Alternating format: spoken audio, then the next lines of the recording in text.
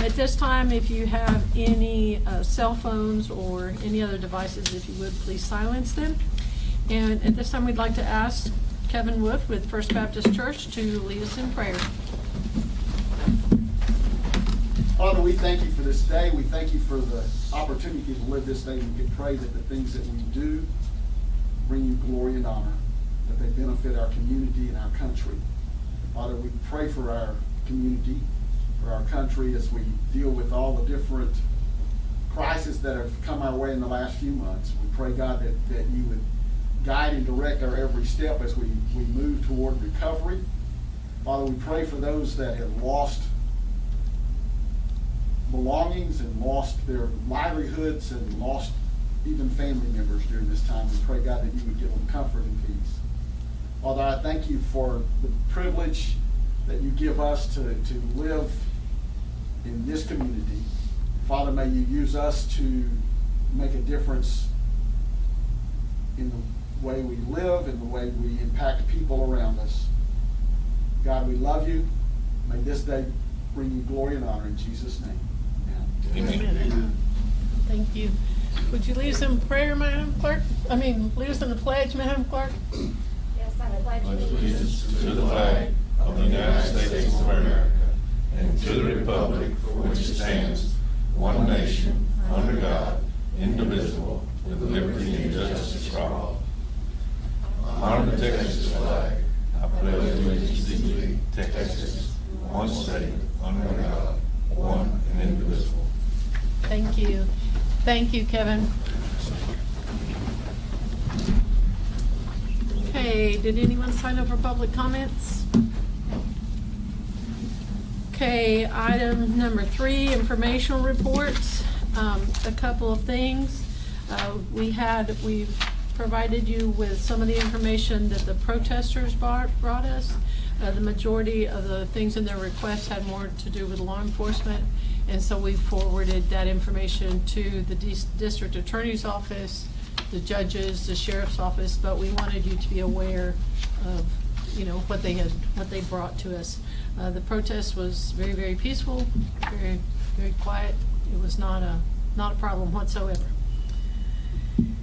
The other thing is, and you all have all received the email already, from Jessica Hutchins.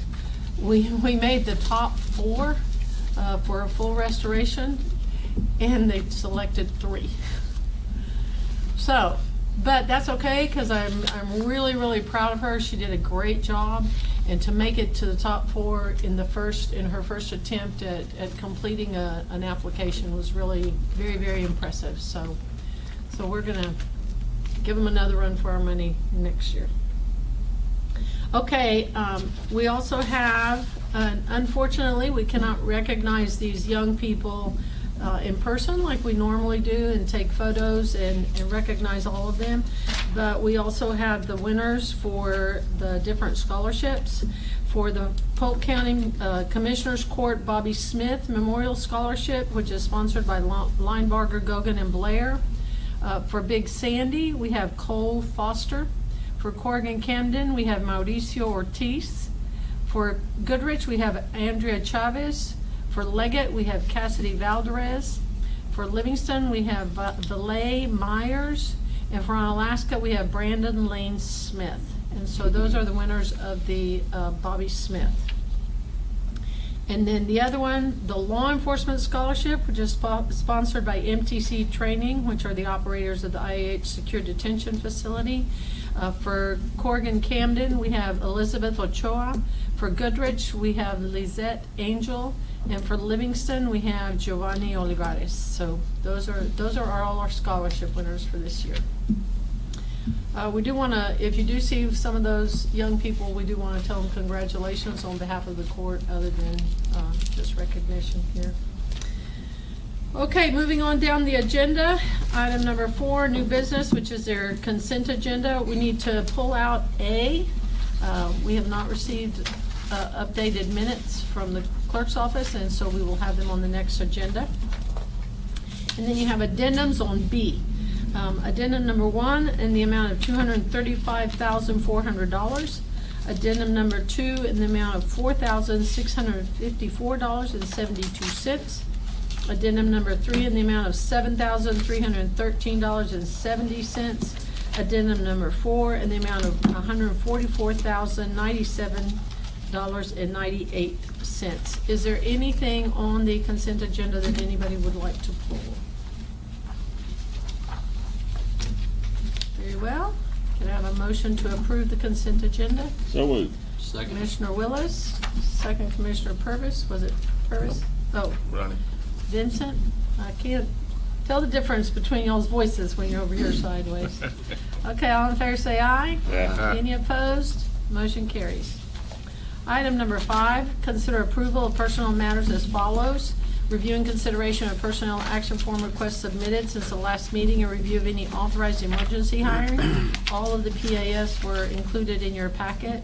And at this time, we have one emergency hire, and that's at the district attorney's office. Motion approved. Motion to approve, Commissioner Overstreet. Second. Second, Commissioner Willis. Any further discussion or questions? All in favor say aye. Aye. Any opposed? Motion carries. Item number 6, consider request for revisions and amendments to the budget as follows. The FY 2020 budget revisions and amendments is presented by the County Auditor's Office. A copy of all of those revisions and amendments are included for your review in your packet. So moved. Second. Motion Commissioner Purvis, second Commissioner Vincent. Any further discussion or questions? All in favor say aye. Aye. Any opposed? Motion carries. Item number 7, consider approval of offers to purchase tax foreclosed properties as follows. All of them are in precinct 2.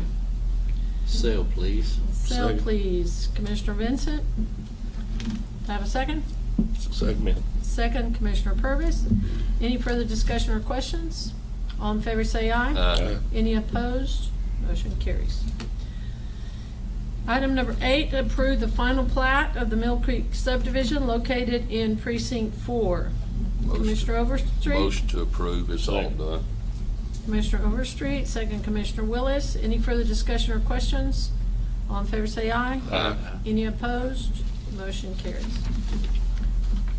Okay, item number 9, approve the revised final plat of Highland Hill subdivision located in precinct 4 as well. Yeah, this one had a discrepancy on it. It was done during the COVID shutdown and some signatures wasn't on there. It got filed, but it didn't get signed, so anyway, it's all good Is now. that the one also where the acreage was wrong? Well, they didn't have a back line on the Okay. measurements. All that's finalized.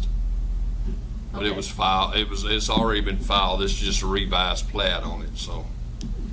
The motion to approve. Second.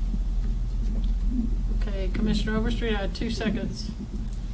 Commissioner Willis, all in favor say aye. Aye. Any opposed? Motion carries.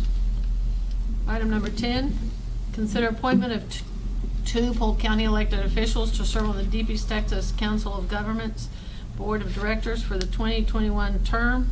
I know we're gonna have an arm I wrestling make a match. motion that we keep those that are experienced at it. We appreciate the good job that y'all have done. Second. I knew this was coming. Commissioner Purvis, Commissioner Willis, any further discussion or questions? All in favor say aye. Aye. Motion carries. Whether you want to or not. One way or the other. Item number 11 was the agreement with video magistrate for Polk County for the justice courts. We had a meeting and discussed some of the options, but at this time, the JPs have asked for this to be tabled because they're trying to find some solutions. There were some issues in terms of the jail. Motion So table. they would like to table that. Second. Commissioner Overstreet, Commissioner Vincent, any further discussion or questions? All in favor say aye. Aye. Any opposed? Motion carries. Item number 12, discuss and consider any all necessary action regarding grant administration for state urgent needs funds.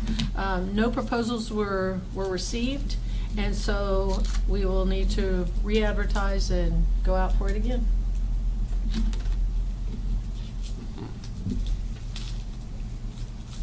Everyone okay with that?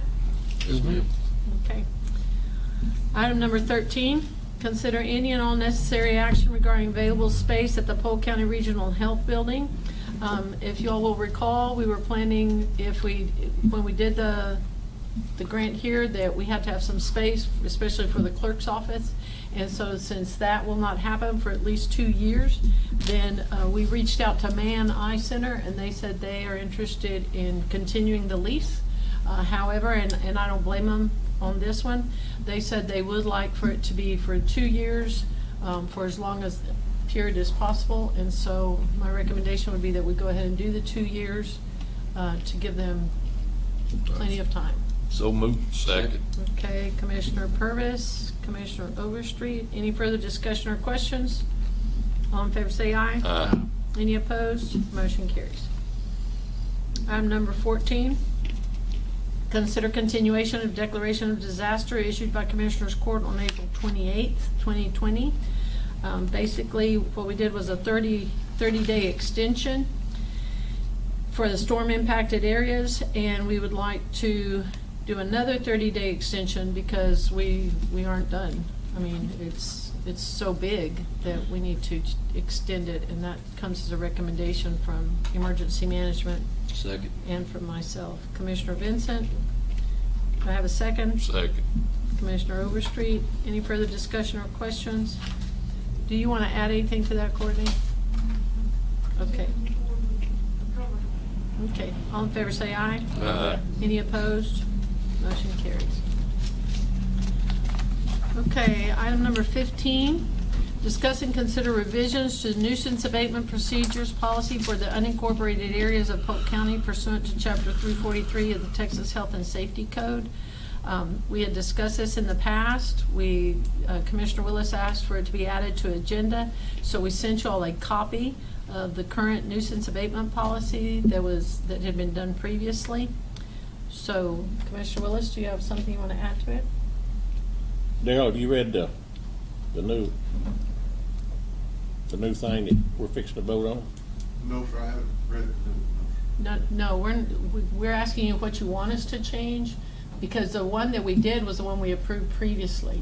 Well, as I understand it, when we go to these abatement deals, in order to tear down something that's been condemned, it's gotta have a hearing.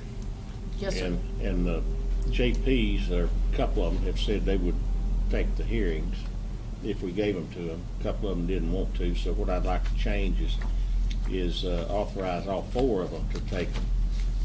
And if 2 of them do, that's fine, but give the others the option at some later date to. Yes, sir, Pick it up. absolutely. And so the thing is that they could do the hearing, but then it still has to come to the court. So instead of Comes back, basically what you're what I read. asking, yes. So basically what you're asking is that the commissioner themselves not be the hearing officer, JP. but the JP, court still yeah. has to make that decision. Yeah, we have to, way I Yeah. read it. Yes, sir, and But that's, you can appoint someone to do the hearing, be it from Yes, sir. district judge down to the justice of peace yes, sir. and all in between. Yeah, Yeah. that's what I read, so. That'd be my motion. Okay, so to modify it to make the to allow the JPs to be the hearing officers. Everything else still the same except for changing that part right there. Yes, sir, because the Yeah. original request or the original consideration was for the JPs to be the ones that did the order. But we reviewed all the statute, we looked at everything, bounced it off of legal, and they said no. The final still has to go to the court. This court, or county court at law, or district court, but it still has to go to a court. So Okay. Commissioner's Court, Let me ask the question about all this. If we bring it to court, and it's a public hazard, a public nuisance, and we make this, can we tear it down if it's on private property? yes, sir, you can tear it down and you can send in the bill. Yeah, you can That's file my lien. understanding also, is that if the court deems it a public nuisance, health and safety hazard, it can be tore down, and then. Then just let the county try to get their money back. Yes, sir. Well, you can either, they can either pay for that, or the property can be sold and reimburse the county for the expense of tearing it down. Lien filed on it. Yeah, there's for that lien man. filed, liens also. That's the way you said too, Lee? Only question I have will be, under the motion, or y'all will the justice of the peace make a recommendation to the Commissioners Court to approve the destruction of the property? I guess they'll make some sort of finding that it is in fact a public safety hazard, and you'll adopt that. Yes, sir, that's basically what would happen. Because the current nuisance abatement has each commissioner as the hearing officer for their precinct. And so then basically the hearing officer brings the recommendation to the court. Yeah, but I've been trying to get that old gas station there at Moscow tore down for 12 years now. And there ain't nobody giving me the okay yet to tear it Can down. I have the front door off of it first? It's one of those old buildings. I mean, And that was the thing I spoke with Mr. Coleman a couple of times. He said, because none of the children have claimed heirship to it, it's still in the father's name who's been deceased for some time. We couldn't force them to tear down something that. But it's a public nuisance. but I mean, it's if a kid, I mean, you know, I mean, people could, I mean, it's just Right. it's a safety and health hazard. Absolutely. Because there's a park right here, and you got kids playing that park, and they walk across the street playing that. You know, they go, Yes, but yes, sir. nobody has, And under our current, under the current nuisance abatement policy, the way it is right now, then he could move forward and take that building down after he's just followed the process of notification to the family members and letting them know that a lien's gonna be placed over on it, or that they are abandoning the property. okay, so we're gonna start that process today, huh? Absolutely. Okay. So, what y'all are asking us to change here is who the hearing officer would be. Yep. So the hearing officer in this case would become the JPs.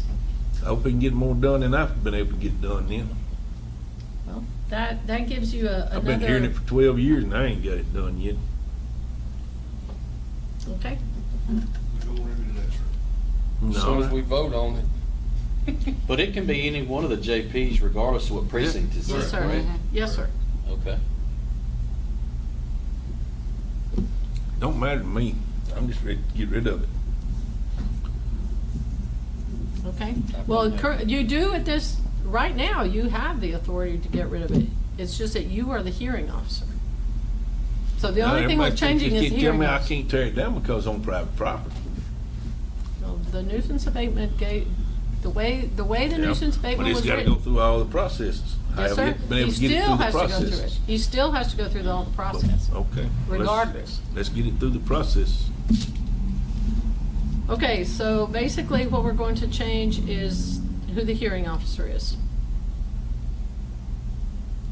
And you say there's two that want to do it and two that don't want to do it?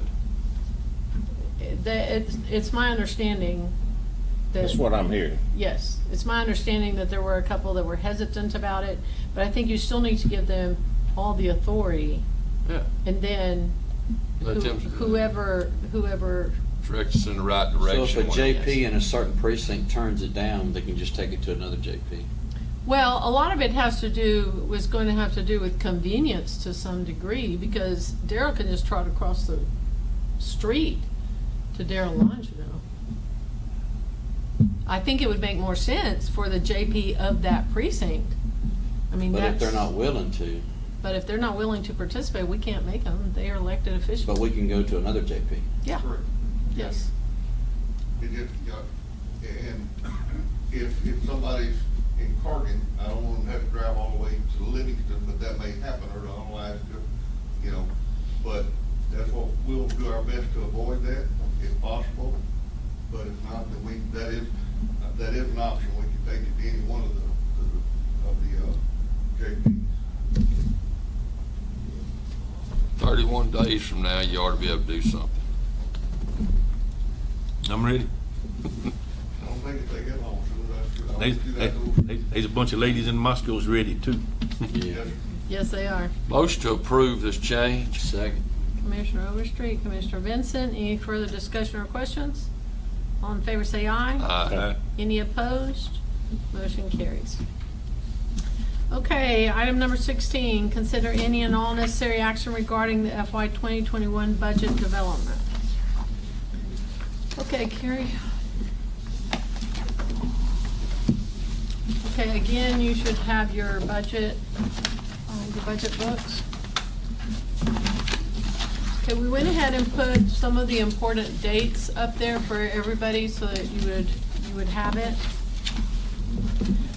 So on July 14th, we're going to approve the proposed elected officials' salaries for publication because that has to go out in the newspaper and be publicized. And we're going to schedule the hearings for the tax rate and budget adoption, which will be on August 11th. On July 28th, we will receive the certified appraisal values. We will have them by then. July 27th is actually the CAD's deadline when they're supposed to have them done. And then and we'll have it all submitted to our tax assessor collector for the tax rate calculation. Judge, I won't be here on the 14th. On July 14th? Okay, Okay. that's fine. On August the 4th, we will receive our tax rate calculations and we will determine the proposed 2020 tax rate. On August 11th, we will approve the order setting the elected officials' salaries.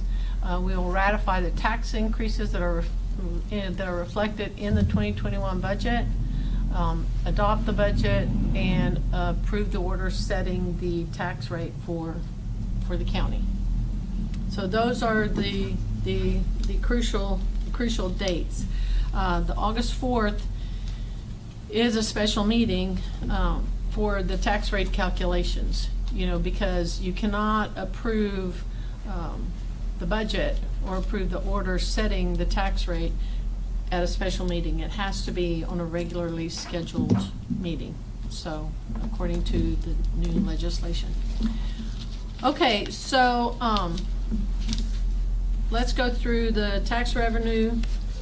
If you start with the very front of your book, again, we have our estimated, at the very top, we have our estimated net taxable values, and those numbers should become completely solid on July 28th. So at this time, we're still working on some estimates that were provided by the CAD, but by then we will know exactly what those numbers are. We still have not received the information from the comptroller in terms of the rolling stock, which is the same thing that we had last time when we were going through it. So hopefully that number will go up a little bit, which will create some flexibility for us. Right now, we just need a little bit of breathing space. Okay, on the next page, we went through and we reviewed the historical information from previous recessions in terms of what the collection rate, for what the fund rates were, and so we went with 97%, which makes a difference compared to the last time we talked about it, when we had been told that we might want to consider a 95-96% rate because of the tornado, because of COVID, because we really don't know. So we went with a 97%, which changes the total amount of monies that we estimate at this time. Okay, so going further down that same page, this is information that you basically already seen. So going down that same page, you go with a 6461 rate for the budget. The percentage rates, again, you have the debt service, it's 15.33%, general fund 61.91, and then the road and bridge fund rate is at 22.77%, which is basically a steady rate for the road and bridge. Okay, so now you flip the page to the next one. There's your road and bridge calculations. With it being at the 97%, the collection then that takes the road and bridge target balance is at minus $58,045. Judge, Sorry, that's at the back of y'all's book. Oh, what else sorry. did it say? At the very back. Now. Page 83 Oh, in our book. And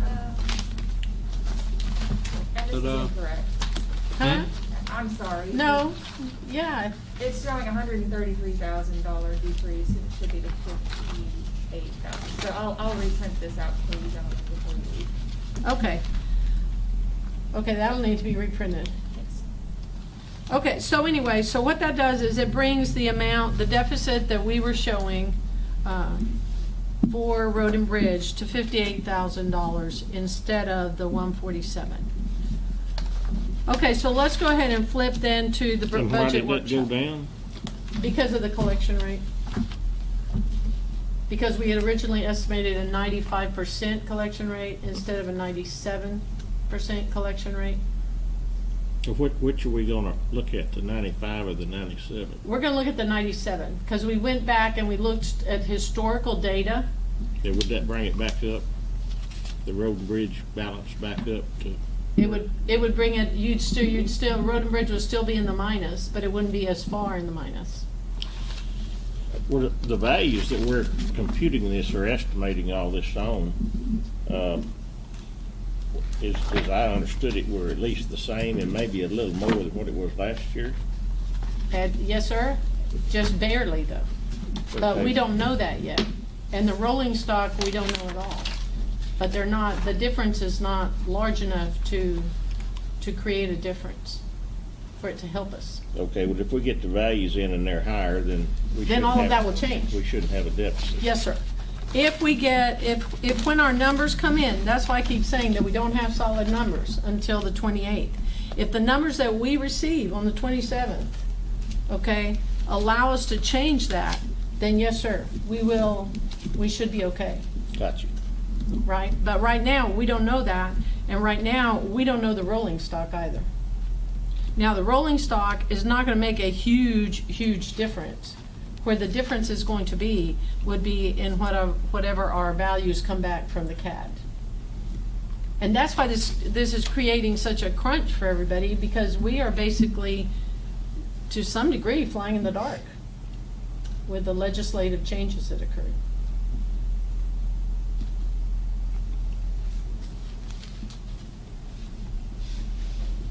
Everybody, any other questions on that?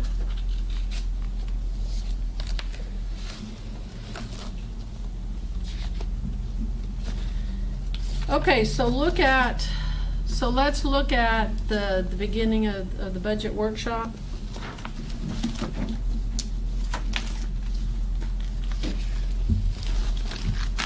Or let's just go to your next slide, Carrie. Okay, so this is the travel training per department. So what we did is we went through and cut all travel training across the board by 50%. And we know that there are some people that have legal requirements, which includes everyone sitting up here, for travel and training. But at this time, because of COVID, since so many groups are offering long-distance learning, web-based training, offering other options, then we felt like that this would be one of the places where we could cut money. So we cut every department across the board by 50%.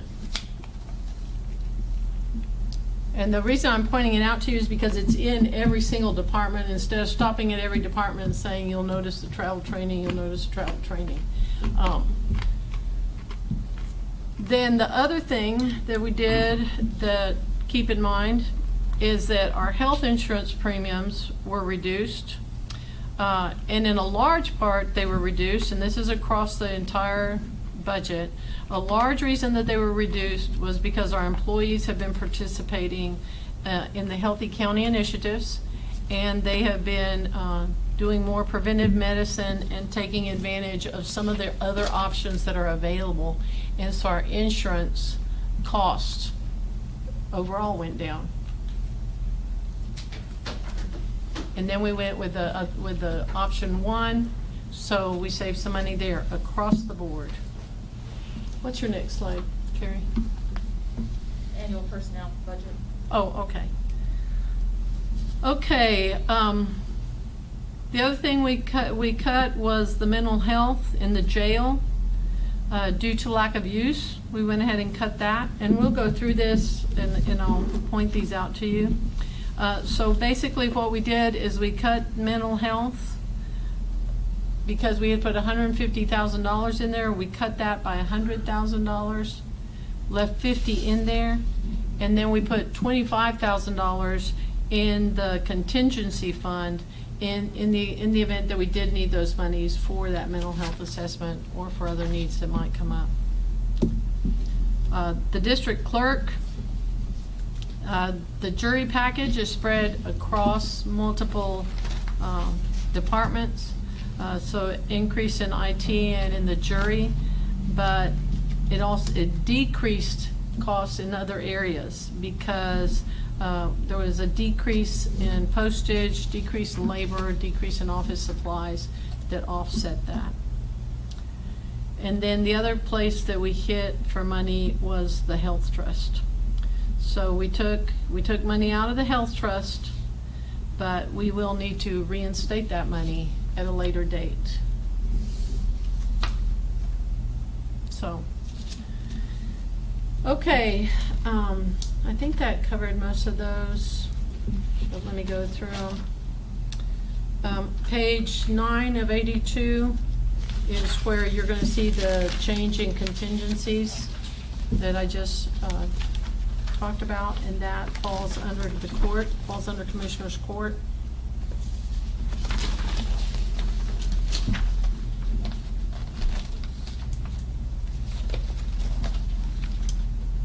And then the mental health, which I told you about.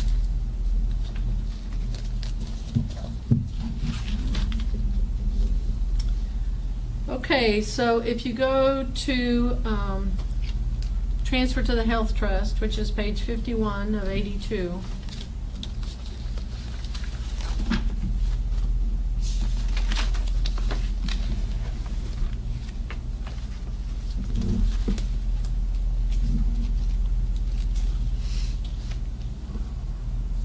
Everybody find it?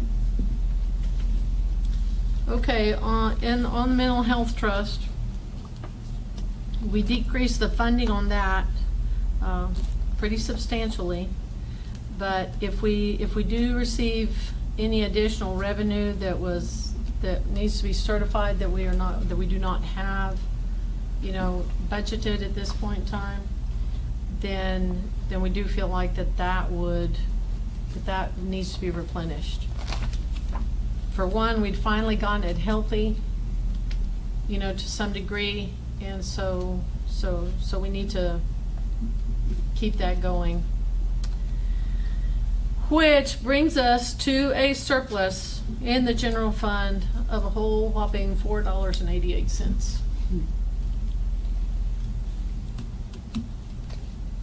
That's why I'm saying if we can find any wiggle room, then we need to do it. We didn't receive any emails or suggestions from you all, but if you have any at this time that you want us to look at, then we can certainly entertain that.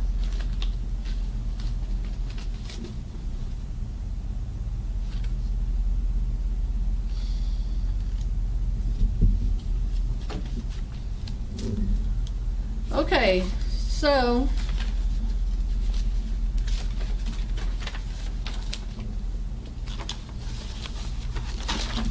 we have a couple of budget-related decisions. The biggest expenditure that we have, and we all know that that's our largest expenditure, is personnel. Either personnel across the board. So it's the salary, all the benefits, health insurance. So personnel across the board is our largest expenditure. if we, to maintain our $4.88, and hopefully it will be more than $4.88, but for us to maintain that, then one of the things we need to do is we need to make sure that our personnel costs do not increase. Which means they need to not increase this year, because any personnel costs that increase this year impact the next budget year. So one of the things for the court to consider is to freeze all merit pays from this point forward and through the next budget year. What if we already have money in our budget that would allow us to do so? That will impact next year. You have the merit money for one time. From that point forward, it's assumed by the county. So if I have people that have retired and that money's not been replaced, I mean, those positions have not been replaced, that money's still in my budget. For that one time after, well, now in your case, you're separate, you're road and bridge. But for the general fund, like for example, Lee has a lot of merit money. I have a lot of merit money, right? Because Marcia left. He had some people that had longevity that left, so he has a lot of merit money. So, but Lee and I are both in the general fund. And the balance in the general fund right now is $4.88. So if I give someone a merit increase today, then I cover for now, but the general fund assumes the liability of that money Next year. next year. Same thing happens with Lee because he's in the general fund. See, we assume our own liability when we get. That's right. You Yeah. assume your own, but the general fund assumes the liability for all the other departments that are in the general fund.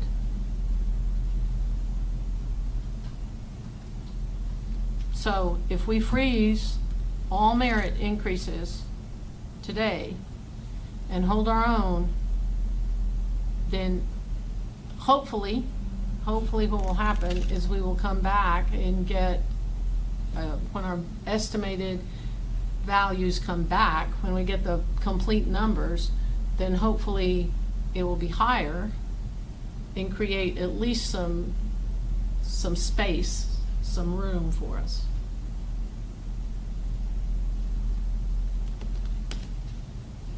And as always, we present you all with the information on what a penny increase would result in. So if you increase the tax rate, then it would generate basically $295,000.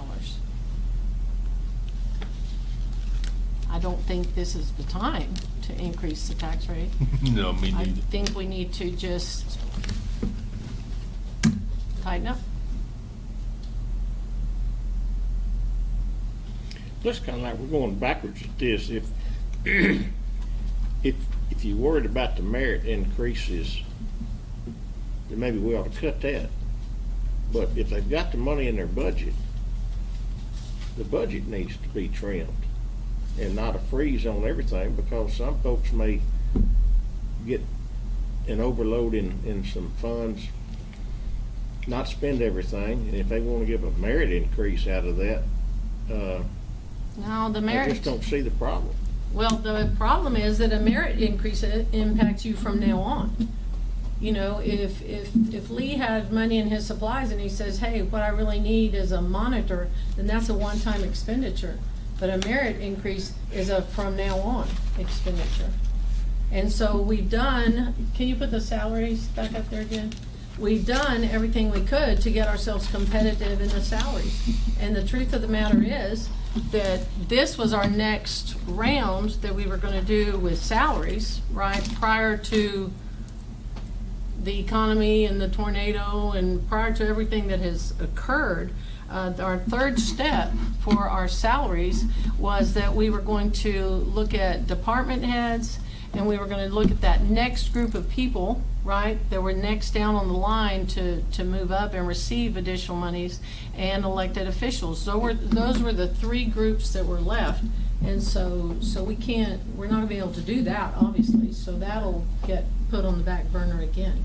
But the difference between just purchasing an item is that that's a one-time expenditure and it's over. A merit increase is forever. And so if we do any merit increases today in the general fund, then that is going to directly impact this budget that we're talking about right now in terms of the general fund. Unless y'all want to relinquish some of your money. Mr. District Attorney, Mr. Auditor, do y'all have any comments? I understand what she's saying. I mean, it is what it is. You know, I appreciate the financial crunch that the county is in.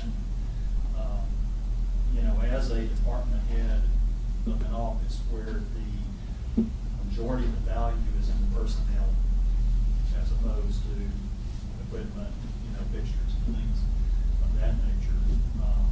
You know, I appreciate what y'all been done in years past with the salary survey and the efforts to get us up to a competitive level with other counties in our area. But I will tell you that the ability to adequately compensate the employees in my office is an ongoing challenge. You know, especially when we have, you know, opportunities for lawyers especially, and investigators and other personnel to the degree to go to Montgomery County, Harris County, Galveston County. It has been a revolving door, as y'all know. Y'all seen the personnel action forms come before you over the last 4 or 5 years with attorneys going to Montgomery County, Galveston County, Harris County, Fort Bend County, Brazoria County, Angelina County. I could go on and on. And, you know, we try to be as creative as we can be in, you know, budgeting our salary money in such a way that we're trying to hang on to our employees as long as we possibly can. Understanding that some of these young lawyers, we don't lose. There's just no way we can keep up with them. But, you know, when we run into a situation like Commissioner Vincent was just talking about, where we do have somebody with, you know, a lot of seniority that leaves, that's accumulated some longevity pay, you know, with the county over the years, and we been given raises and things of that nature. That gives us a rare opportunity to move that money around and reward some people that have been going a long time, you know, putting in a lot of effort without getting a chance to be rewarded. And to lose that, both now and perpetually into the future, you know, in my opinion, takes us backwards, and really undoes all the good that y'all have done in the last 2 or 3 years, with the efforts you've made to increase those salaries up to the federal level. So, you know, if you're asking me for what I would wish you would look at this budget and other areas where money, you know, can be saved, allow us to continue to be able to use that money for salaries. I understand it's different, you know, from office to office. Some offices require, you know, more expenditures for, you know, the operational expenses, equipment, things of that nature. But when you deal with the court system in particular, it's very important that you have skilled, knowledgeable, you know, experienced people in those key positions so that we can do work that the taxpayers expect us to do. 2 cents worth. I wish I could give you more than 2 cents worth, it sounds like, but it's the best I can do. Well, and every office is faced with, to some degree, the same issues, you know, of training people and they leave, or getting someone good and they get a better offer. So everybody's faced with that. And basically what we're looking at is the long term, what the impact would be for next year. You know, if we wish to continue, then certainly the court can consider raising taxes. If we wish to brace ourselves, then I don't see any reason why we're going to undo, you know, in 1 year everything we've accomplished, because we're not talking about reducing anybody's salary or reducing the payment on a position at this point in time. Louis, what do you have to say about merits and increases? I mean, you know, we have so much money, period, amen. And it looks like you've gotten and taken out whatever expenses you can take out. So I don't see how, I mean, I don't see what else you can do, honestly. And I understand where Lee is coming from, you know, because we all deal with that challenge, absolutely deal with that challenge. And being an ex-corporate guy, you know, you can go corporate America and make a lot more money than you can working for the county government. I don't see where you have any choice. I mean, I just think you just have to do what you gotta do. And I feel for you, Lee, I really do, because I have a close connection to your office and what you're doing and the people, you know, that you're dealing with.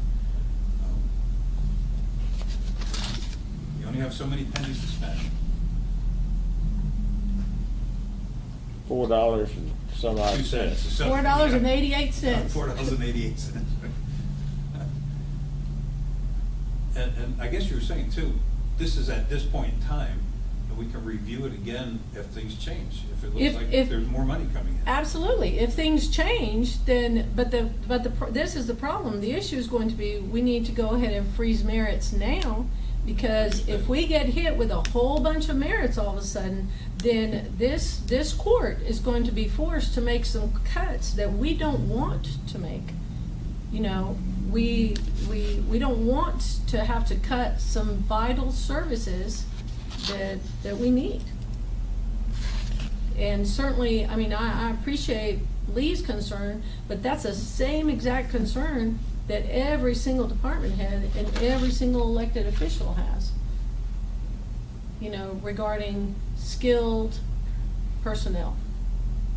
I mean, the auditor's office themselves have been trying for a year to find an internal auditor and have been unsuccessful, which is part of why Lewis agreed to take that to a part-time position, so that maybe he can get someone that's retired, you know, or someone that has some experience but doesn't want full-time employment with the county.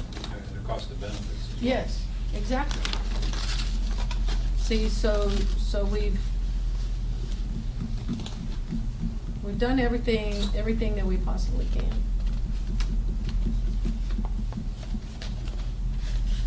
And it doesn't mean that after this budget year, you know, we would not release the merits again. But right now, and Chad has already received multiple applications for their property taxes to be reduced, as well they should be. You know, if I had a nice home and I got hit by the tornado, well, I shouldn't have to pay that same value because I don't have that nice home anymore. It's either gone or certainly reduced in value. And again, that's going with 97% collection rate.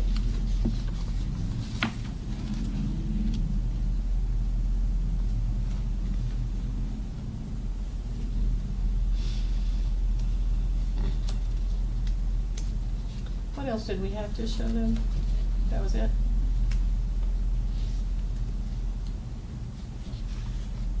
Judge Murphy, I think earlier you said that you had asked for some suggestions on what we could do. Yes, I asked the court. Right, so maybe we should reflect on this and think about it for the next meeting and come up with, what, you know, like, for example, Lee was talking about, like, see what that means in numbers. I absolutely have to know what it means in numbers. Right. But I can tell you this, if one person gives the lowest merit increase in the general fund, well, it's more than $4.88. For sure, absolutely. You know, the lowest paid employee receives a merit increase in the general fund, then, But if there's a chance to switch some other expenses around, you know, this gives us a chance to think about it. oh, no, absolutely. And that's why we asked the court to send us recommendations or take a look at it and see what they think. Yeah, but in all fairness to them, I'm not sure they realized the situation at that point in time. But, oh, they knew, because we did it at 95% collection. Okay. Because that was the original estimate or the original recommendation that we were given was to look at 95 or 96% collection. And so that's how we did the first one. Understood. And then we went back and researched, you know, historic data to see what the collection rate had been during the recessions, during that kind of circumstances. What percentage of our annual budget revenue off sales tax?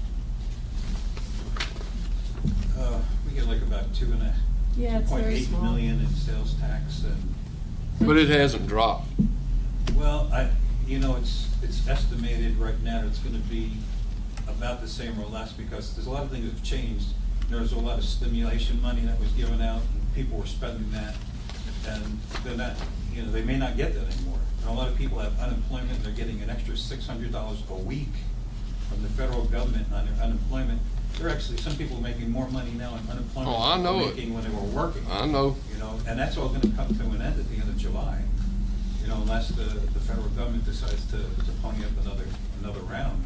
So, my feeling was, because I had to do some effective tax rate calculations, is that it's probably gonna be coming down some. And then with the fact that you were talking about on Alaska and the values of property there and different values, it may not be what we thought it was gonna be before.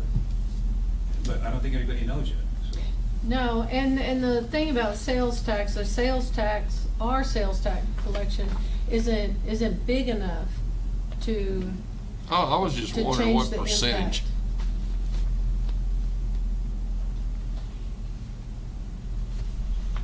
And in this budget, the health trust has taken a big hit.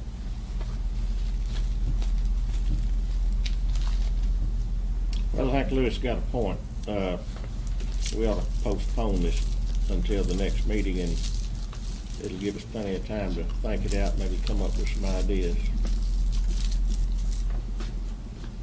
But if we have a bunch of people want to come in with merit increases. Everybody's gonna for come in next court, week what with are the we next, gonna do? that's right. Fund them? Or not. Promote 'em? Or not?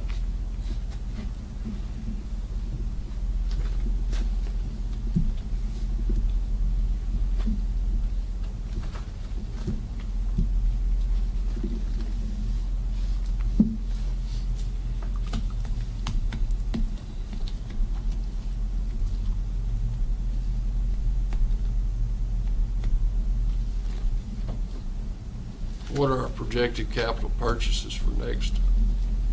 Right now, so far, our capital purchase requests, our total, and we're still receiving some, is over $800,000. See, so that's your debt also. We don't have a list of those here. No, we haven't received all of them yet. See, that's something else where we can. But right now, what we've accumulated is over 800,000. So that's another area where we're going to have to make some tough decisions. Because we can't fund every single thing that everybody asks for every time.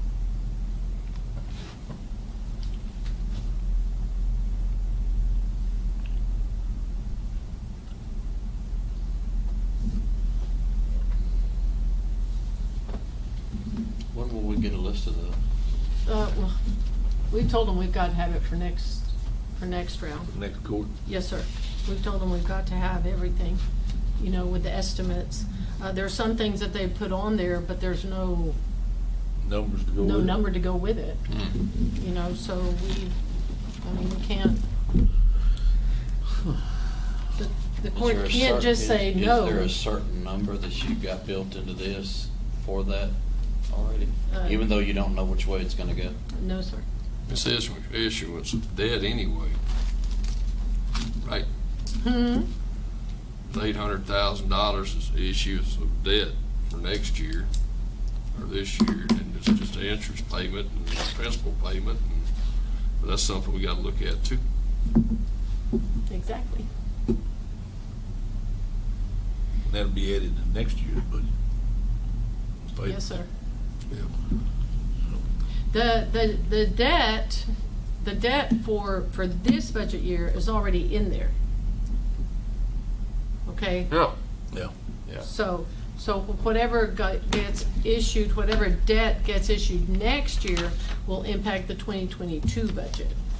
So that's where the capital Thank- projections. The capital projections will impact 2022. I think that you think this budget's hard, the 2021 budget. I think when you're really gonna see the real impacts in 2022. Yes, sir, it is, and that's why That's we where you're need gonna, to you're gonna see tighten the up real now. impact, not in this budget, but the next budget. Yes, sir, and that's why we need to tighten up now.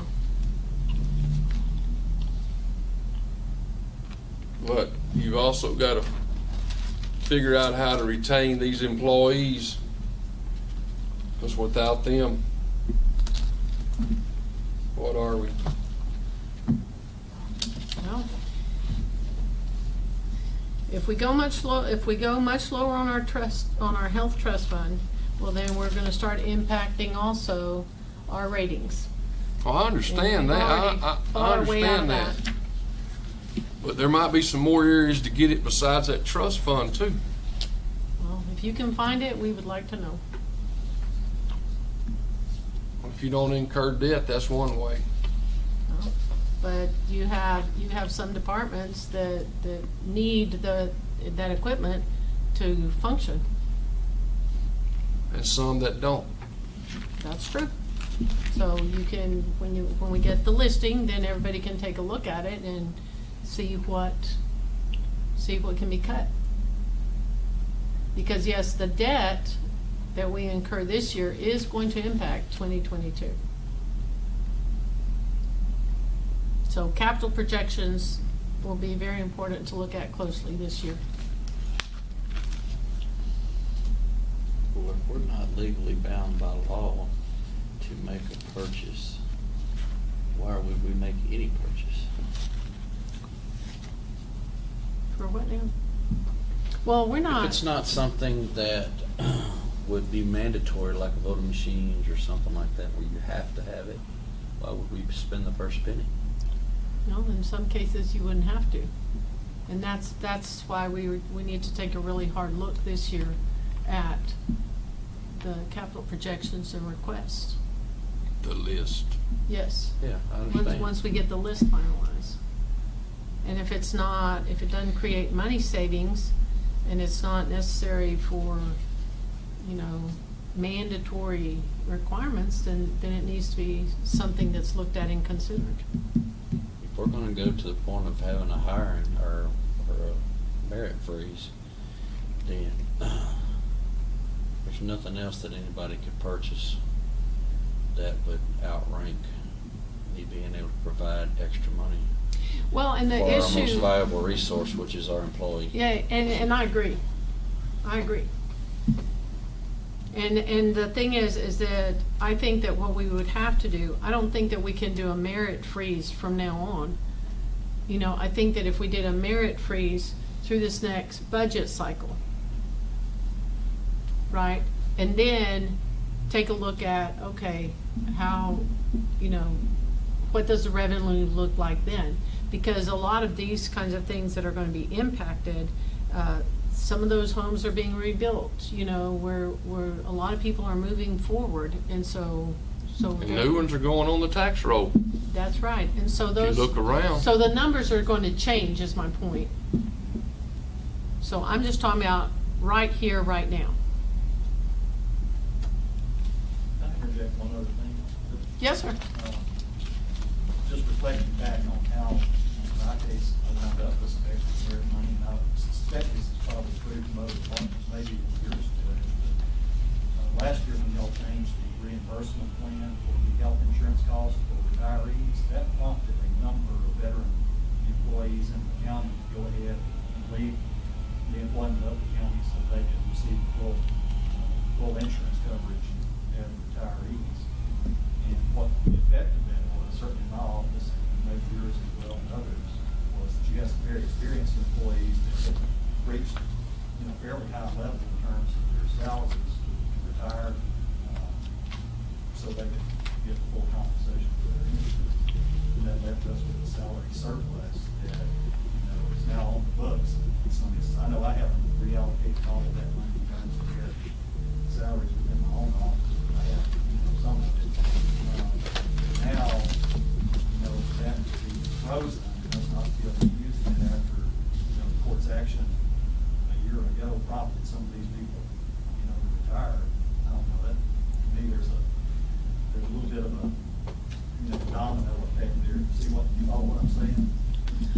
see exactly what you're saying.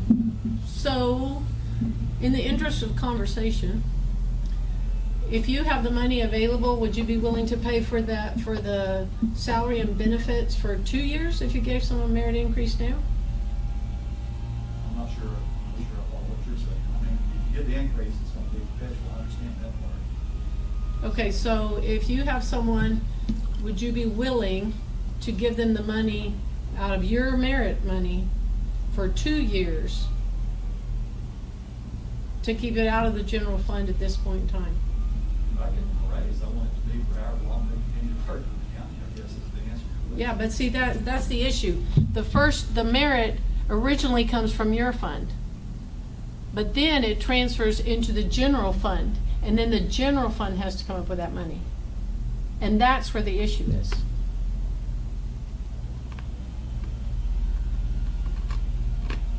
I think goes back to what. Yes, which- Lucas was saying earlier, I think, you know, as the chief budget officer, you have to be flexible and be creative and find ways to cover this.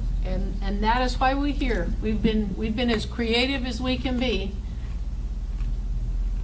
And so now we have to, now we're gonna have to make some decisions. I mean. My point is, the fact that you've got the surplus money is created as a consequence of a prior budget decision that y'all made, you know, to restrain the health insurance costs for these retirees and not,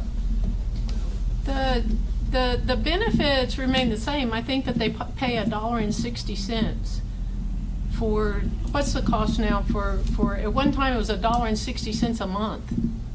For those over 60? Yes, sir. Yes, ma'am. It's gonna Excuse me. be, I think, $8 $8. for a retiree over 65. Yes, so the cost, we're not talking about, so the people that retired, you know, that went ahead and retired, but it wasn't because all of a sudden it was gonna cost them $400 a month if they didn't. You know, A lot so, of people retired because they knew It they bec- were working on a continuous. Yeah, I had them in, Now, Yeah. the pre-65, it's gonna be right at $54. yes. Now, the people that are not 65 years old, they're paying $55 a month for insurance, which a lot of people wish they were paying $55 a month for insurance. And private insurance right now is $500 or $600 a month for the cheap one. You know, so those, you know, it may have had an impact, it may have had part of their decision-making, but it was more a stabilization than it was anything else.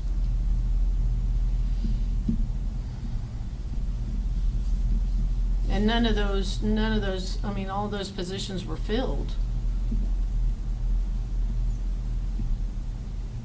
They weren't filled in my case with the way you had 28 years of experience. Well, no, in 28 years of experience, I mean, Marcia had 32, 33. I mean, you're never gonna completely fill someone's spot.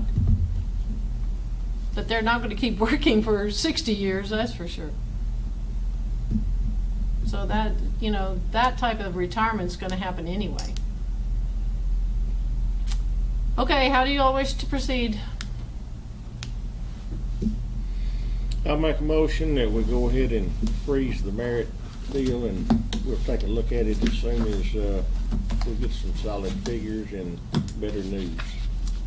There you go, I'll have better news, how about that? second. Okay, so we have a motion to freeze merits effective today through the budget until further notice. Commissioner Willis, Commissioner Overstreet, any further discussion or questions? All in favor say aye. Any opposed? Motion carries. Okay, hopefully we will have better news. We will try to get you numbers as soon as we get them, and we will get you the information ahead of time. Any other comments? Motion adjourned. Commissioner Gonna Overstreet? leave, Commissioner Purvis? need some signatures. Oh, correct. Oh, what time is it? 11:04. Thank you, ma'am.